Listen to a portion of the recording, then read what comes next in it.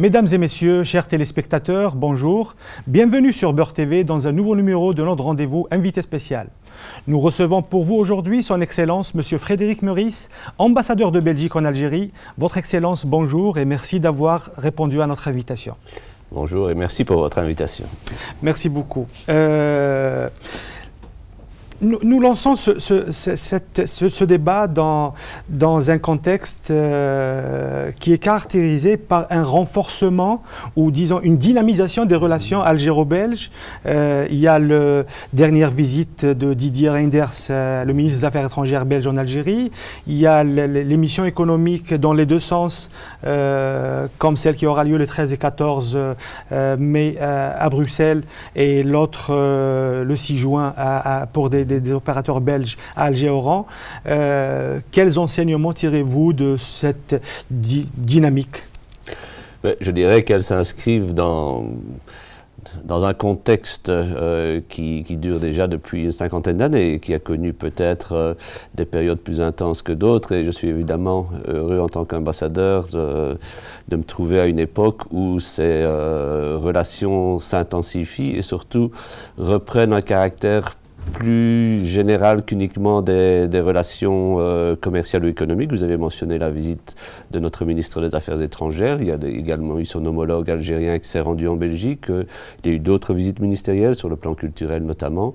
Et au-delà de cela, je trouve que ces différentes rencontres ou ces initiatives, je dirais, témoignent et rendent compte de la richesse des relations humaines qui existent entre nos deux pays. Et je pense que c'est l'élément principal à mes yeux de nos relations. Votre Excellence, dans quel domaine on est les plus actifs? Quand on dit on est, je parle des deux pays. Dans quel domaine de coopération scientifique, économique, culturelle? Quels sont les domaines un peu de prédilection si on veut? Donc pour le moment, je pense qu'on peut dire que pour la Belgique, sur le plan commercial et économique, c'est là que notre domaine d'action est le plus important. L'Algérie est le deuxième partenaire économique de la Belgique en Afrique, après l'Afrique du Sud, et donc pour nous, c'est certainement quelque chose de significatif, et c'est significatif aussi, je pense, pour l'Algérie, dans le sens de leurs exportations comme de nos exportations.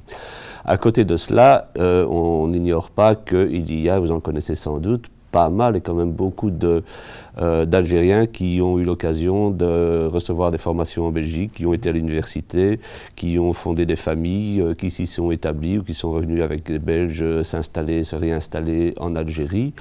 Il y a donc une coopération, je dirais, académique et universitaire qui fonctionne bien.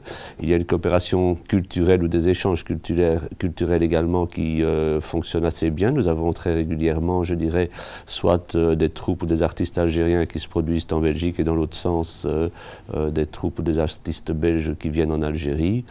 Nous avons aussi une coopération au développement, c'est-à-dire que nous faisons des choses ensemble où je dirais la société belge, le contribuable belge notamment, je dirais, finance un certain nombre d'initiatives. Pour le moment, ça se centre essentiellement dans le domaine de l'environnement. Permettez-moi de vous poser cette question sur la Belgique. La Belgique, c'est 32 000 km², c'est 11 millions plus ou moins, je ne sais plus, les chiffres sont actualisés. Enfin, c'est entre 10 et 11 millions. Voilà, de population. C'est un pays qui a été épargné par la crise qui a secoué tout le monde entier, même quelques grands pays européens, même quelques grandes économies européennes. Quel est le secret? Oui, ben écoutez, qu'il en soit ainsi, je dirais. Je souhaite aussi. Mais effectivement, c'est une chose qu'on a pu constater, c'est que la Belgique a été frappée moins durement que certains partenaires européens par la crise financière et économique. Ceci dit, si nous avons résisté mieux que d'autres, c'est d'abord parfois simplement par pur chance, je dirais. Parfois les marchés fonctionnent de manière assez irrationnelle. Mais d'un autre côté, c'est dû au fait aussi que la Belgique avait depuis de longues années anticipé un certain nombre de problèmes auxquels elle aurait pu se trouver confrontée confrontée si elle ne maîtrisait pas ses finances publiques dans la forme de réduction des déficits et réduction au contrôle de son endettement. Et donc ça a permis, je pense, à cette période critique où d'autres ont été sous le feu de marchés assez agressifs, de beaucoup mieux pouvoir contrôler en fait notre exposition à ce genre de phénomène. C'est aussi dû au fait qu'en Belgique, depuis longtemps, on applique une politique de modération salariale ou de contrôle des coûts, où également, je dois le dire, les entreprises belges, même si elles sont parfois moins célèbres ou moins grandes en taille que beaucoup d'entreprises dans des pays voisins, ont conservé toujours une réputation de qualité et de sérieux, et c'est ce qui nous a permis, dans une certaine mesure, de mieux traverser la tempête que d'autres.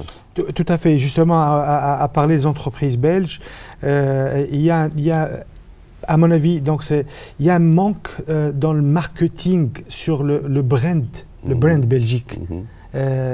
C'est voulu, il n'y a pas un investissement pour... C'est-à-dire, on parle bien sûr de l'industrie allemande, on parle d'une industrie ou d'un service français. Nous connaissons, le public ne connaît pas... Il est en train de prendre les bus Van Hool et il ne sait pas que c'est belge. Et il a beaucoup d'autres entreprises et il ne sait pas que c'est une technologie ou un service belge. Et pourquoi ce manque de marketing, si on veut, économique? Mais, enfin, votre remarque est tout à fait fondée. Là, je pense en effet qu'on doit reconnaître que les produits belges, qui sont souvent des produits de grande qualité, manquent de notoriété en tant que produits belges. Pourtant, il est clair qu'une grande partie des succès que l'on connaît, notamment avec l'Algérie, dans des secteurs de pointe, que ce soit dans l'industrie pétrolière, gazière, mais aussi dans d'autres secteurs, tient au fait que, pas que nous sommes moins chers ou que nous sommes plus connus, mais aussi au fait que nous avons un produit de grande qualité et aussi que nos entreprises ont la réputation de sérieux, c'est-à-dire de livrer à temps, de respecter les prix et de genre de choses comme cela. Maintenant, en effet, pourquoi ne fait-on pas un effort, pourquoi ne profitons-nous pas de ces avantages comparatifs pour le faire connaître plus largement? Je crois que c'est lié en partie, je dirais, c'est un des défauts de notre qualité, c'est-à-dire que nous faisons bien les choses, nous n'en parlons pas trop, mais nous agissons plutôt que d'en parler. Mais je reconnais que c'est certainement une erreur, quelque chose sur lequel on devrait faire un programme, parce que nous n'avons pas cette timidité pour d'autres aspects de nos productions dont nous sommes très fiers. Je pense par exemple au chocolat belge. Nous aimons dire que le chocolat belge est excellent, et sincèrement je le pense. Notre gastronomie en général, notre football, peut-être qu'on en reparlera, mais je veux dire, ce sont des choses en effet que c'est très bien que les gens le sachent parce que ça contribue à l'image de notre pays, mais il y aurait en effet, je dirais, un profit plus grand si on pouvait appliquer le même raisonnement et je dirais, et pas le même triomphalisme, mais en tout cas le même sentiment de fierté à un certain nombre de productions industrielles. Très bien. Permettez-moi de revenir sur... Je reviendrai certainement sur le football, hein, donc, mais je laisserai ça vers la fin. Les Algériens sont très jaloux de leur histoire, des efforts qu'ils ont faits pour gagner, des sacrifices qu'ils ont faits pour gagner leur indépendance. Ils attendent, des fois on est à la recherche d'une reconnaissance. La Belgique célèbre ouvertement le rôle de l'immigration maghrébine dans son histoire. La ville de Charleroi, j'en témoigne parce que j'en étais présent. Charleroi a commémoré il y a de ça 1 mois et demi la mort des 3 mineurs dans le bois du Casier. Ça m'a fait plaisir parce qu'on mettait à l'honneur 3 Algériens qui étaient morts dans cette fameuse mine. Qu'est-ce que vous pouvez nous en dire à ce sujet, l'intégration de cette communauté, de cette partie de la société belge? Je trouve que c'est une question très intéressante et sur laquelle il y aurait beaucoup à dire. D'abord, reconnaître un fait historique, c'est lorsque l'immigration maghrébine s'est orientée vers la Belgique, à l'époque où, dans les années 60, la Belgique avait besoin de main-d'œuvre et donc de manière volontariste recherchait de la main-d'œuvre, notamment originaire du Maghreb. l'Algérie était dans une position probablement moins favorable, sortant de la guerre d'indépendance, début de la Révolution, etc., pour y répondre favorablement par rapport à vos voisins marocains. Et donc nous sommes très fiers en Belgique d'avoir une immigration d'origine marocaine extrêmement importante qui contribue beaucoup au développement et au dynamisme de la vie sociale, politique, économique en Belgique. Il n'empêche qu'il existe en Belgique une immigration d'origine algérienne qui est significative. On l'estime à environ 30 000 personnes, dont beaucoup sont d'ailleurs dans la région de Charleroi, vous l'indiquiez. Mais ça, c'est pour le contexte, je dirais, socio-historique, auquel j'ajouterais quand même, vous avez commencé votre remarque par la lutte de l'Algérie pour son indépendance, sans vouloir, je dirais, faire de triomphalisme ou de gloriole. Il faut reconnaître qu'à cette époque, l'Algérie a trouvé de nombreux soutiens en Belgique. Il existait des compatriotes belges de l'époque qui ont joué un rôle important et parfois courageux dans cette lutte d'indépendance. Que par ailleurs, au niveau depuis les 50 ans d'indépendance de l'Algérie, je remarque aussi que la Belgique a été en présence en permanence en Algérie. Nous n'avons par exemple jamais fermé notre mission diplomatique, même aux années les plus difficiles. Et mes collègues de l'époque ont vécu vraiment dans des conditions extrêmement dures à une certaine période. Maintenant, dans le cadre je dirais des rappels de la contribution de l'immigration pour le développement de la Belgique. Il y a ce que vous venez d'évoquer, mais je pense qu'il y a d'autres événements. Il y en a deux que j'ai en tête de manière très précise parce qu'ils sont actuels.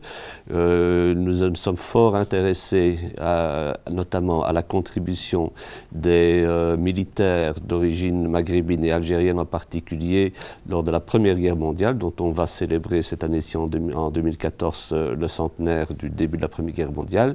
Il y a un grand nombre de soldats d'origine algérienne qui sont tombés au champ d'honneur en Belgique et c'est quelque chose qui est soulevé, rappelé et répertorié, je dirais.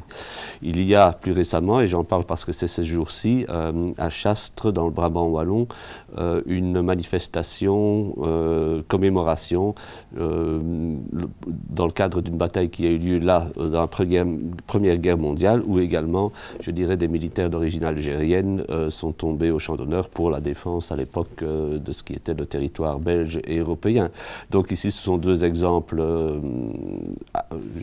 de commémoration qui sont très récents, qui mettent en valeur cette contribution, au-delà de la contribution économique par les travailleurs immigrés qui sont venus travailler en Belgique, je dirais. Ce que j'ai apprécié quand j'ai eu le plaisir de rencontrer le président du Parlement belge, oui, où lui-même nous demandait en tant que chaîne de télévision de promouvoir des initiatives culturelles, productions cinématographiques, éternisant cette partie de l'histoire. Et ce que j'ai personnellement apprécié, c'est qu'on voit chez les autorités, le gouvernement belge, les autorités belges de manière générale, cette volonté à mettre en avant la participation de toutes les composantes de la société belge. Et ça ne fait que renforcer un peu cette position de cœur de l'Europe, de capitale de l'Europe, qui est la Belgique actuellement. Et on vous remercie pour ça. Je vous remercie de me remercier. Maintenant, ça ne doit pas nous permettre de prétendre que tout soit parfait sur ce plan-là en Belgique, je dirais. Mais il faut reconnaître qu'on n'est pas le seul pays européen non plus dans le cas, mais que la Belgique est certainement au carrefour de beaucoup de choses. Et si vous, je dirais, suivez l'actualité politique en Belgique, comme vous le faites probablement, vous savez que notre Premier ministre actuellement, c'est M. Elio Di Rupo. C'est vraiment, je dirais, un fils d'immigrés italiens qui était venu également dans la région de Charleroi travailler, etc. Donc ça montre que les mentalités, s'ils devaient évoluer, ont évolué. Il y a également plusieurs parlementaires en Belgique, ministres en exercice d'ailleurs aussi, d'origine maghrébine dans les divers gouvernements belges. Très bien. Il y a un autre point qui nous intéresse, qui intéresse les Algériens de manière générale. Quand on parle de Belgique, on parle de l'Europe, on parle des visas, on parle des sans-papiers, en Belgique notamment, c'est-à-dire il y a en France principalement pour les Algériens, mais en Belgique aussi. Il y a un accord d'association avec l'Union européenne, il y a un espace Schengen. On vient de voir la Tunisie signer un accord donc particulier modifié avec l'Union européenne. est-ce que les Algériens ne sont pas en droit de dire que l'Algérie souffre toujours d'un traitement particulier vu les années difficiles qu'elle a connues, ou elle n'est pas traitée de la même façon que ses deux voisins, sur ce plan exact, précisément? Je dirais que dans le cadre de la politique de voisinage, c'est aussi une préoccupation, un souhait, une revendication algérienne très forte d'avoir un traitement particulier. Donc que ce qui s'applique à d'autres pays du Maghreb ne s'applique pas nécessairement à elle. Donc il y a une demande algérienne à avoir un traitement différencié. Maintenant, sur les sujets que vous abordez, il faut évidemment en parler de manière responsable. Je pense que c'est la responsabilité politique des responsables politiques en Belgique, en Europe d'une manière générale, et des responsables politiques de ce côté-ci de la Méditerranée, de considérer ces choses sans en parler à la légère, je dirais, ou sans faire croire que des décisions faciles peuvent être prises.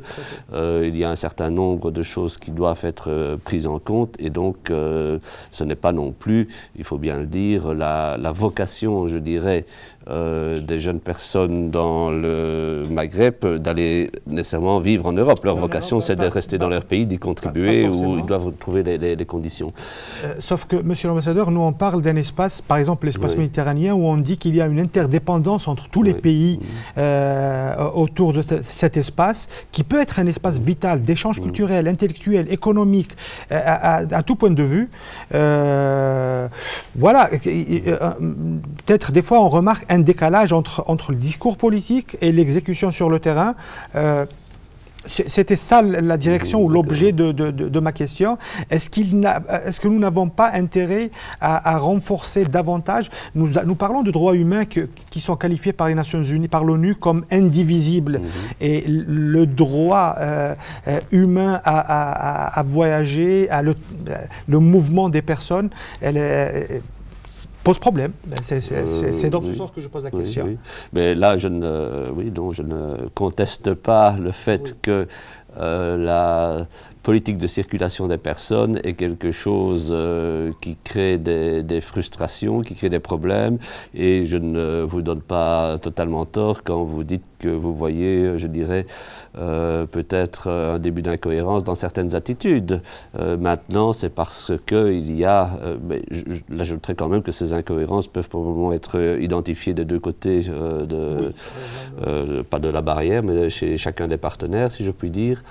Et d'autre part, oui, je comprends très bien en effet que pour la population, pour les gens qui s'intéressent à ces choses, c'est difficile de comprendre comment on peut affirmer que nous sommes de grands amis. Et moi, mes amis, je les invite chez moi, je les laisse venir, je dirais. C'est quelque chose auquel, oui, dont on doit être conscient, mais qui doit être abordé de manière responsable. Merci. Ce point m'emmène vers un autre point en relation, si on veut, parce qu'il y a la partie circulation justement des personnes, mais un volet économique. Vous êtes aussi ambassadeur du Luxembourg en Algérie. Je ne suis pas ambassadeur de Luxembourg. Donc la Belgique, les ambassades de Belgique dans le monde, d'une manière générale, représentent les intérêts luxembourgeois pour les matières consulaires. Les matières économiques sont représentées par les ambassades des Pays-Bas.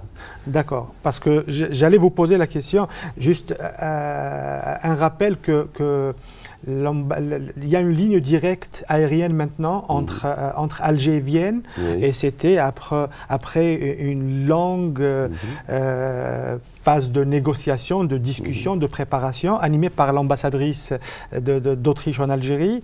Là, on parle du lancement avec la compagnie Luxair d'une destination entre le Luxembourg et Alger. Est-ce que pour vous, c'est utile, ça dynamise un peu le climat d'affaires dans les deux sens?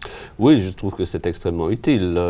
D'une part, évidemment, pour nos amis luxembourgeois ou pour les Algériens qui ont des liens particuliers avec le Grand-Duché de Luxembourg, mais vis-à-vis de la Belgique, ou en tout cas de la partie sud de notre pays, c'est une offre supplémentaire qui favorise et qui facilite, je dirais, les possibilités de voyage. Les connexions depuis Luxembourg, que ce soit vers Bruxelles, Liège ou d'autres villes belges, sont excellentes sous différentes formes. Et donc, on se félicite de ce développement, oui. Très bien. Du moment qu'on a parlé d'économie, de business et de visa ou de circulation, les yeux des Algériens, des avertis du moins, sont braqués vers l'Europe pour le mois courant, donc le 25 mai, les élections européennes. Quelle est c'est-à-dire, est-ce que ça constitue... Comment vous voyez les élections européennes? Quelle tendance? On a peur un peu. Oui. Enfin, bon, là, je me garderai de faire évidemment des pronostics. Simplement, je voudrais faire les considérations générales suivantes qui concernent la Belgique pour dire que, comme vous l'avez évoqué auparavant dans l'entretien, donc la Belgique est le cœur de beaucoup d'institutions européennes. La vie européenne est quelque chose d'extrêmement concret en Belgique. C'est quelque chose qui représente beaucoup de choses pour pas mal de gens et pas seulement à Bruxelles. C'est aussi pour un pays comme la Belgique qui est vraiment ouvert sur l'Europe et le reste du monde, je dirais, une donnée qui n'est plus contestée depuis très longtemps. Et donc, en Belgique, même si on peut déplorer un déficit d'intérêt en termes de participation, je dirais, à l'élection européenne, ou dans la mesure où les gens s'y intéressent peut-être moins qu'à d'autres types d'élections, je dirais qu'il n'y a pas de contestation sur l'intérêt pour la Belgique d'appartenir à l'Union européenne, ça bien entendu, mais également sur le développement, je dirais, de l'Union européenne en tant qu'institution qui, je dirais, contribue à la qualité de vie de l'ensemble des citoyens. Donc, de ce point de vue-là, ce n'est pas quelque chose qui est en débat en Belgique comme ça peut l'être dans d'autres pays. Par ailleurs, il y a une caractéristique du système électoral belge, de la loi électorale, puisque le vote est obligatoire en Belgique. Et donc, les gens, évidemment, sont libres d'annuler leur bulletin, de le mettre blanc dans l'urne, mais ils ont l'obligation de se rendre... Voilà, c'est ça. Ils n'ont pas l'obligation de... Enfin, ils ont l'obligation de se rendre aux urnes, où ils peuvent, d'une autre manière, je dirais, exprimer leur désaccord avec les candidats qu'on leur présente ou avec le système en général. Mais ça a évidemment une influence sur le chiffre de participation qui ne doit pas s'analyser de la même manière que dans d'autres pays, je veux dire. Très bien. Je vais droit vers une question qui intéresse au plus haut point les Algériens et qui peut mettre tout en péril, toutes ces discussions en péril. Nous, on ne veut pas que Hazard joue le match. Donc, je dis, il y a le match, donc le premier match de l'Algérie au Brésil, il sera face au Diable Rouge. C'est aussi une belle page de coopération. J'ai assisté à des débats à ce sujet à Bruxelles, où on prend ça avec beaucoup d'humour, c'est-à-dire ça rapproche les deux peuples les uns des autres. Et d'abord, les pronostics. Ben, d'abord, une mauvaise nouvelle. On me dit que Hazard jouera. Et d'autres excellents joueurs à ses côtés, si je puis dire. Je ne sais pas si je vais répondre diplomatiquement, mais une réflexion générale d'abord sur l'ensemble du groupe. Hein. Ouais. Je trouve que c'est un groupe extrêmement intéressant parce que nous avons 4 équipes qui, de manière tout à fait raisonnable, peuvent dire que chacune a une chance. Et donc, ici, j'entends souvent que nous focalisons, je dirais, les choses sur le match Belgique-Algérie, ou bien si la compétition se résumait à un match Belgique-Algérie, je crois que autant la Belgique que l'Algérie doivent prendre bien soin de se méfier des autres membres du groupe, dont aucun ne me paraît particulièrement plus faible que l'autre. Donc, sur un plan sportif, je trouve que c'est un groupe très intéressant, puisque il n'y a pas clairement quelqu'un qui est un favori très supérieur aux autres, ou un pays qui est considéré comme beaucoup plus faible. Donc, ça donnera des matchs certainement serrés. Maintenant, je reconnais aussi qu'en Belgique, nous sommes très fiers de la campagne de qualification qui a été menée par notre équipe. La Belgique, à nouveau, développe un très beau jeu et avec une grande efficacité, je trouve. Et donc, ce sont des atouts et je comprends et je pense qu'objectivement, c'est justifié que les pays qui seront opposés à nous nous prennent certainement au sérieux, pour ne pas dire autrement. Maintenant, il y a ce match du 17 juin qui aura lieu et donc il éveille l'intérêt des gens qui s'intéressent aux relations entre la Belgique et l'Algérie et c'est très bien comme cela. Et donc c'est dans ce sens que l'ambassade a souhaité, je dirais, organiser un événement ce jour-là pour rassembler les gens qui se sentent prêts à se rassembler. Je veux dire, j'imagine aussi que pour les Algériens, c'est quelque chose où la passion va s'exprimer. Donc peut-être qu'on aime mieux regarder ça en famille, entre amis, plutôt que de se trouver dans un environnement où avec des Belges et d'autres, il faut un peu contrôler peut-être certaines de ces émotions. Mais enfin, pour ceux qui se sentent prêts, ils seront les bienvenus et des détails seront communiqués ultérieurement. Mais donc l'idée, c'est de rassembler un certain nombre de gens qui sont proches de la Belgique et de l'Algérie et de leurs relations, et de vivre ensemble d'une manière festive, justement, avec cette fameuse gastronomie belge dont on parlait antérieurement, l'événement. Et voilà, et donc que le meilleur gagne, et j'espère que ce sera la Belgique. Voilà. Exactement. Nous, on souhaite, bien sûr, vous savez la réponse, vous connaissez la réponse. D'ailleurs, nous sommes sur une opération, Beurre TV est en train de préparer avec quelques sponsors une opération pour envoyer quelques supporters algériens. Et il est question d'intégrer des supporters vivant en France et d'autres vivant en Belgique. Et quand on est arrivé à discuter ça, la question était, est-ce qu'un Algéro-Belge, quand il part au Brésil, il est fier de son algérianité, certes, mais il est aussi fier de son appartenance à son pays d'adoption, qui est la Belgique. Quelle équipe il va soutenir? Ça, c'est un dilemme. J'imagine. Sinon, Excellence, je ne parle pas de l'ambassadeur, je parle de Frédéric, parce que on reste dans ce volet léger, si on veut. Et Frédéric, il supporte quelle équipe? Frédéric Meurice, en Belgique, de manière générale. Oui, donc étant moi-même de la région liégeoise en Belgique, je supporte une des équipes liégeoises, j'éviterai de dire laquelle, si je puis dire. Voilà, et au plan international, j'aime le beau jeu et je m'intéresse aux équipes internationales, mais pas, je suis souvent les matchs quand j'ai l'occasion, mais sans nécessairement supporter une équipe plutôt que l'autre. Monsieur Meurice est là depuis 2012. Correct, oui. C'est ça. Qu'est-ce que vous connaissez de l'Algérie? Qu'est-ce que vous aimez en Algérie? Est-ce que vous avez, on parle de gastronomie, est-ce qu'il y a des quartiers en particulier où vous aimez vous y rendre, ou un plat algérien que vous aimez? Alors, je veux connaître cet aspect de la personnalité de M. Meurice. Mais donc, je reviendrai en effet, nous sommes arrivés en août 2010 avec mon épouse et nos 3 jeunes enfants.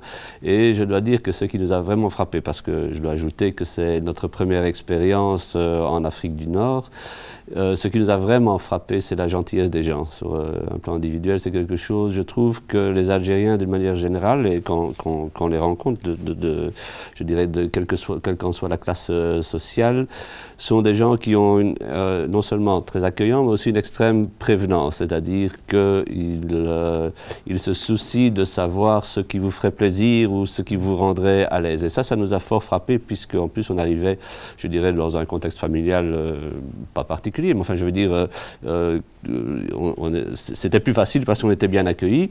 À ça j'ajoute un élément qui nous a frappé aussi, qui n'est pas unique à l'Algérie probablement, mais qui est très marqué ici, c'est combien les Algériens sont affectueux et adorent les enfants. Et ça nous a vraiment fort, je dirais, pour des parents, ça facilite la vie, ça nous rend très heureux, je dirais. Donc ce sont des choses qu'on a beaucoup appréciées. L'Algérien est également quelqu'un, vous l'aviez indiqué un moment dans la conversation, je pense, très fier de lui-même, de son pays, et il a bien raison de l'être.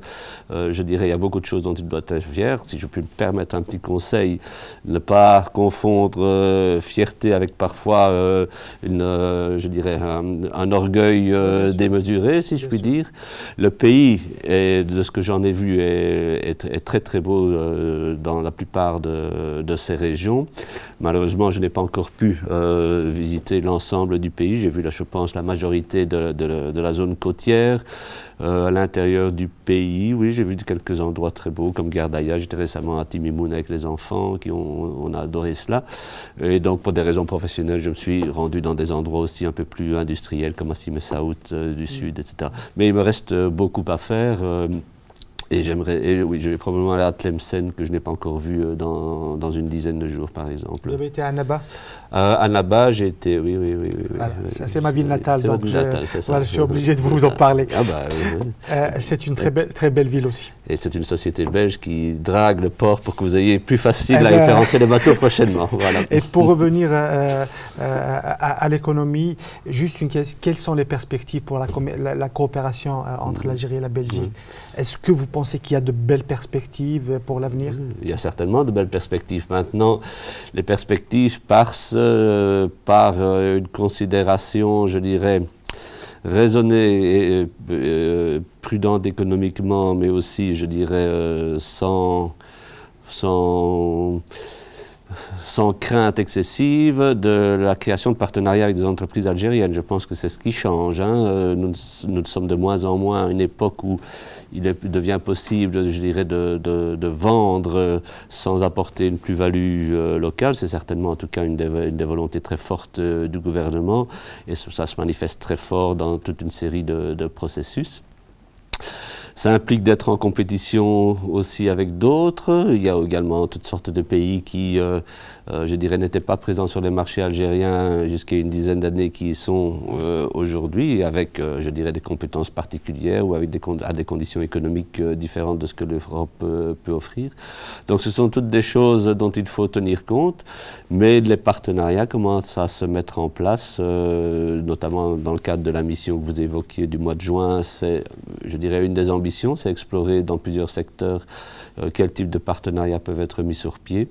Maintenant, il faut bien aussi admettre que une entreprise, faire du business, c'est du business, et je dirais ce n'est pas uniquement l'amour de l'Algérie qui détermine les décisions. Il y a aussi, il faut le reconnaître, un certain nombre de complications en Algérie, elles sont prises en compte par nos hommes d'affaires, je dirais. Et des lenteurs. Il y a des complications, je le dirais comme ça. Il y a aussi des reproches aux hommes d'affaires étrangers de manière générale, européens un peu plus. On dit qu'ils viennent commercer, mais ils ne viennent pas investir. Il y a une partie de réalité dans ça. C'est pourquoi d'ailleurs les IDE sont très faibles en Algérie. Les amis européens ou les investisseurs disent, justement, évoquent ces lenteurs, ces complications bureaucratiques ou administratives. J'espère que ce qui se passe de votre point de vue, les gens qui viennent se versent un peu dans l'investissement pour développer un peu la partie hors hydrocarbures de notre économie. C'est en tout cas quelque chose dont l'Algérie a besoin, ça c'est certain, et j'espère que des entreprises belges y contribueront certainement. Excellence, je vous remercie beaucoup pour avoir répondu à notre invitation. J'informe nos chers téléspectateurs que vous n'avez pas hésité à répondre à notre invitation. Un dernier mot pour notre public, pour les Algériens d'Algérie, les Algériens en Belgique, en Europe, de par le monde. Que l'ambassadeur de Belgique en Algérie est quelqu'un qui se sent bien là où il est, en Algérie. C'est un pays qui certainement, je dirais, mérite la découverte, mérite d'être connu et si possible compris, bien que je dois l'avouer moi-même, c'est un processus que je continue chaque jour.